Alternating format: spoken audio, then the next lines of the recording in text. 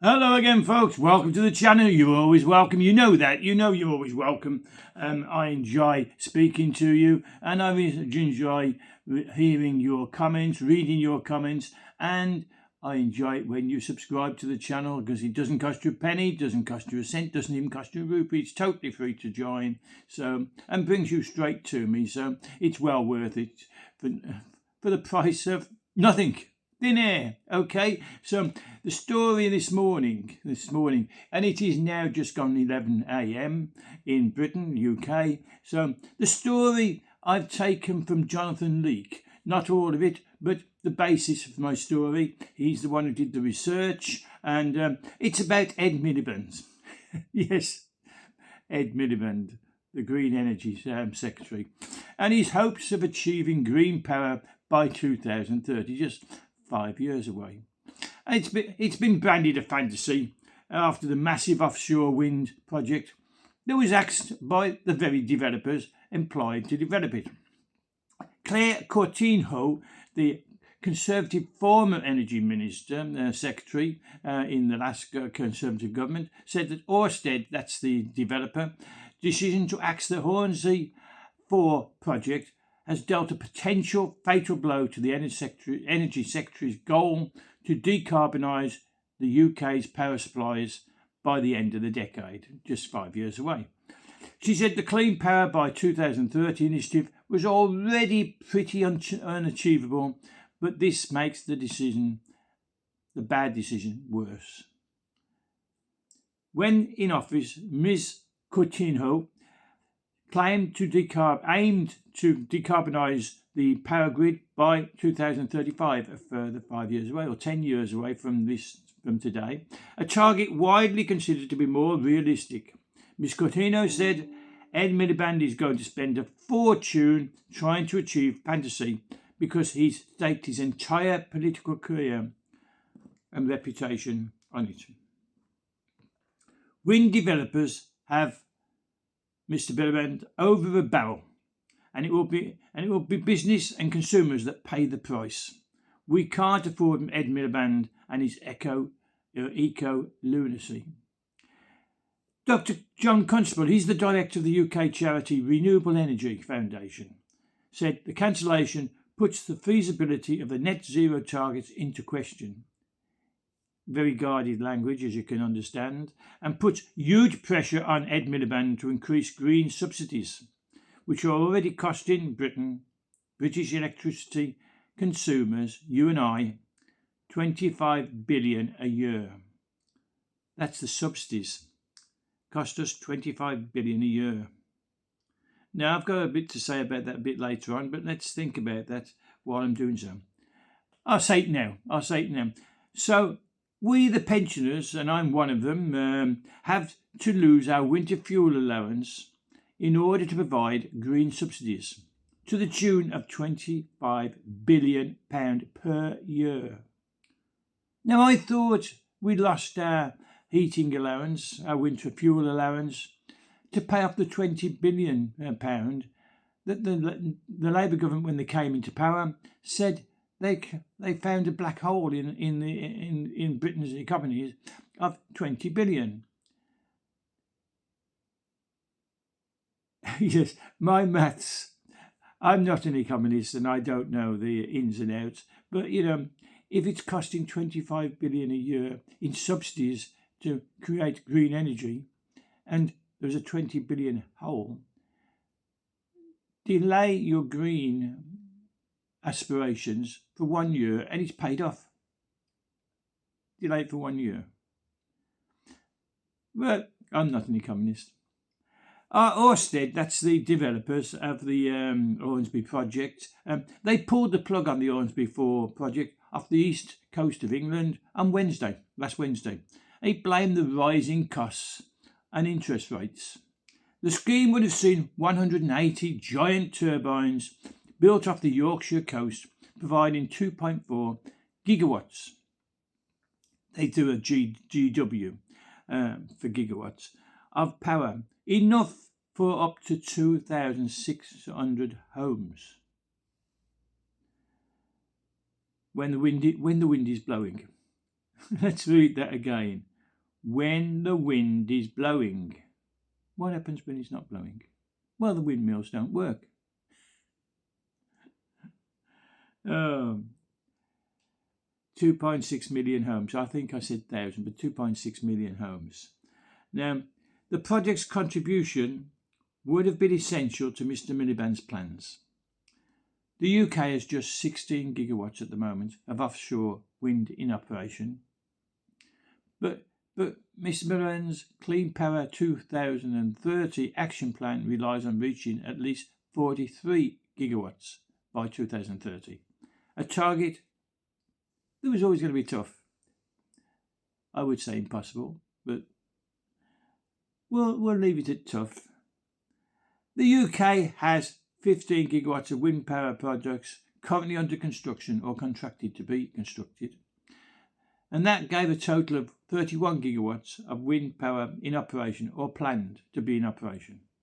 However, the cancellation of the Hornsey 4 removes 2.4 gigawatts of expected capacity, meaning 28.6 gigawatts is being built or is planned to be built, falling far short of the 43 gigawatts we need, which was planned. So 28 rather than 43. Yes, Mr. Miliband must now fill the gap of 14.4 gigawatts to reach his minimum target for 2030. In practice, that means the UK needs to install about 3,000 giant wind turbines, averaging a height of 850 feet high each, in under 5 years. A rate that's never been achieved in UK waters.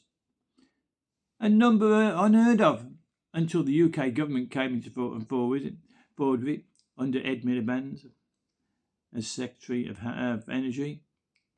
Let's see. Rasmus Erbo. He's the chief executive of Orsted, who, as I say, is the man responsible for the Hornsey 4 project.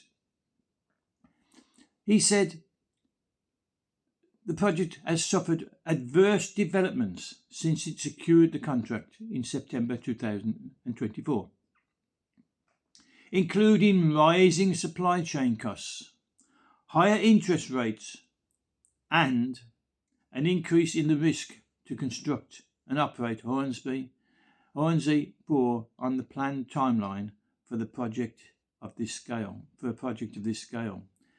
Well, of course, you can't build that amount of wind turbines in 5 years. Do you remember the total I gave you? They need to install 3,000 giant wind turbines, averaging 850 feet tall, in under 5 years. Okay, so Orsted is the developing contractor. It's a Danish company, and it cited increased execution risks carrying it out, actually executing the job, and suggested it underestimated the difficulty of installing the planned 180 giant turbines. 180, but we need 3,000. Hornsey benefited from government subsidies known as contracts for difference that guarantee a certain level of income from a projected build. Dr. Constable, he's that charity, the energy charity, said the prices offered by Orsted to win the subsidies available under the contracts for different systems were unrealistic and did not reflect the underlying capital and operating costs. Well, I think we could have all told them that if we'd have seen the figures. But the government, the UK government, the Labour government, they seek to gloss over this story and paint a picture of optimism. A spokesman for the Department of Energy Security and Net Zero, I'll say that again, a spokesman for the Energy Security and Net Zero said, "We categorically reject this analysis and are confident we will reach our clean power targets by 2030. Now, did he mean to say by 2030 or in 2030? Because by 2030 means the end of 2029. And we're already a third through 2025. For just over 4 years to go, he thinks he can build 3,000 wind turbines in the sea. That's optimism for you. That is optimism for you. We recognise the impact of global information. This is the spokesman for the government of Department of Energy and Security and Net Zero, and he continued, we recognise the impact of global inflation, and supply chain pressures on offshore wind projects across Europe, and will work with Orsted to get Hornsey 4 back on track. With 43 billion pound of private investment secured since July, the UK remains one of the most attractive markets in the world for offshore wind. Well, we do, because we're the only fools doing it.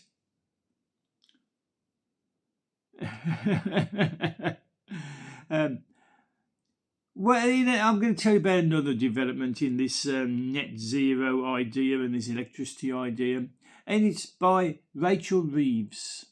You know who she is from the government, the Labour government, and she's handed Scottish Power £1.3 billion. What for? Well, I'll tell you. In a separate development, Rachel Reeves' National Wealth Fund handed Scottish Power a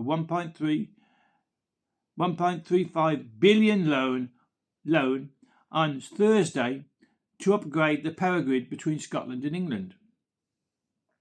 The financing package will help pay for the work on several major offshore cabling projects carrying electricity from Scottish wind farms into England via the North Sea.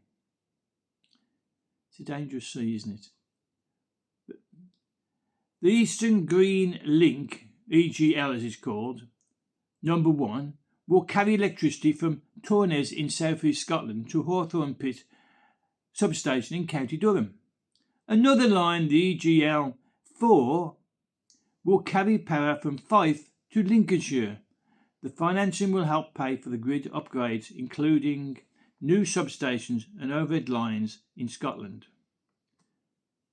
Now, the Telegraph News previously reported that the Eastern Green Link 1, which was expected to be completed in 2028, has been hit by delays caused by a struggle to source key equipment. Now, you may remember earlier on I said that to build these wind farms, Orsted said they was having trouble with their supplies. Now we hear that the Green Link 1, which should come on power in less than 3 years, has been hit by delays caused by struggling to source key equipment. Mr. Miliband, well, he added that the cash would help to deliver clean power by 2030 by speeding up grid upgrades, bringing cheaper homegrown renewable power into homes and businesses while supporting skilled jobs across the country. Is it pie in the sky? You know, Mr. Miliband seems to be coming out with these ideas to keep his green energy ideas alive and giving ridiculous timescales. It's worrying because he's spending our money, your money, my money, taxpayers' money, and the pensioners' money as well, to do things which we are the only country in the world that's so bothered with green power. India, China and America are the biggest polluters if you call carbon dioxide pollution. Trees, plants, grass, flowers all need carbon dioxide to live, and they exchange it with us. they exchange it for oxygen. They pull in carbon dioxide and they exhale oxygen. And we live on the oxygen and they live on the carbon dioxide. We need more trees. We need more forests and woodlands. Hedgerows, in the days of Margaret Thatcher, she paid the farmers to remove the hedgerows which separated the fields. They gave us oxygen and absorbed carbon dioxide.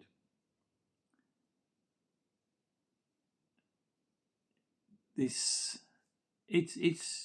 seems to be going backwards with the ideas that these Labour and the previous Conservatives administrations have loaded onto us. And I think it could be put right. But it won't be put right in my lifetime. But it will be put right. But that's another subject, that's another story, that's another post which I may not make. I've made it elsewhere in Facebook, in my Let There Be Light postings. If you want to go to Let There Be Light, it's an eye-opener, I tell you. But I'm going to leave it there and ask for your comments. Do comment, do press the like button if you do like it, and do subscribe to the channel. Remember, it doesn't cost you a penny, nor even a cent. It's totally free. It doesn't cost you a rupee. It's totally free. It costs you nothing. So until the next time, I'm going to say goodbye. I've said enough. So bye for now. Bye.